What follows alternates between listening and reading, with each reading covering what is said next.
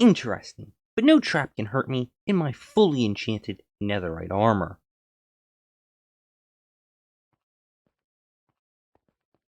There doesn't appear to be any hidden triggers. I'll just break this sign. What's the worst that can happen?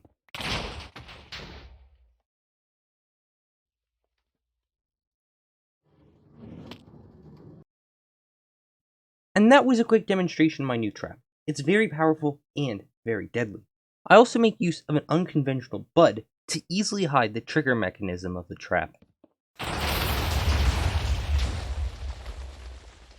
Now this is the entire trap. It's rather small and pretty easy to build, as long as you know a few technical quirks of the game.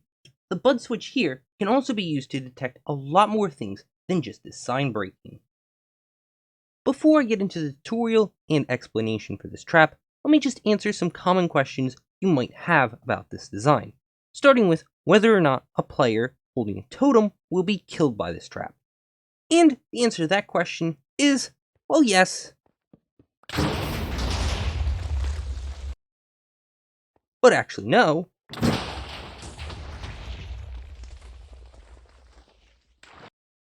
But actually, yes.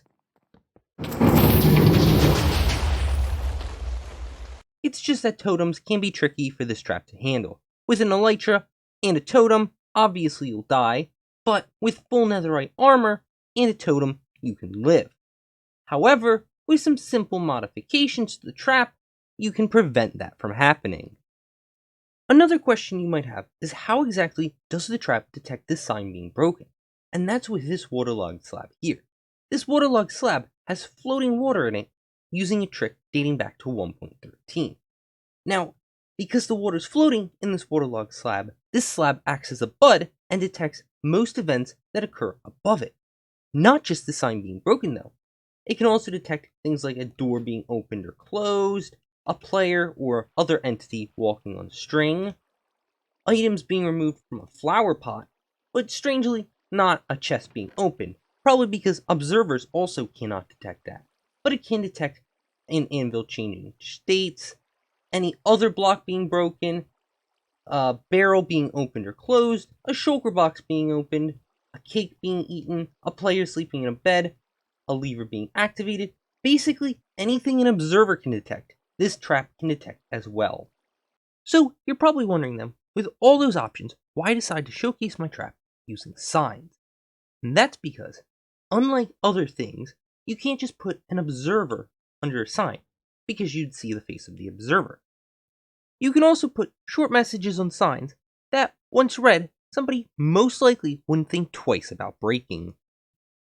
In order to make this trap, you're going to need the following material: 6 powered rails, 4 other temporary rails, a redstone dust, an observer, a sponge, and yes, this is needed, a slab, other blocks that look like the slab, a water bucket, a sign or whatever you're going to use to update the trap, a sticky piston, some sort of sticky block such as honey or slime, a lever, and maybe an immovable block, as well as all of your Tnt Minecarts. Yes, I do understand it's a bit annoying having to lose a sponge every time you make one of these traps, especially since sponges are non-renewable, but a sponge is the only consistent way to remove the water without being seen. Also, sponges are limited, but so are Elder Guardians, and players have no problem getting rid of those. Alright, now on to the tutorial. First, you'll need to dig a 3x3x3 hole, come down here, put your sticky piston, your sticky block, and power the sticky piston, come out, and put around the center of the sticky piston arm the 4 blocks with the same top texture as your slab, and just put the slab in the center, waterlog it, and put your method of activation on top. I'm using a slab, but you can use any of the ones I've previously mentioned, as well as some others. Now, this next step might not be required. If you have 12 blocks this way, you won't need to do this, but I'll just demonstrate what to do just in case. I'll put this furnace here, because what you want to make sure happens is that when this sticky piston retracts, this honey block or slime block does not go with it. So, here's it retracting, and as you can see, the water does not come down. That means we've successfully made the bud for this trap. With the bud done, the rest of the trap is pretty simple. Just come down here, put your redstone dust, and put an observer facing up with a sponge right here.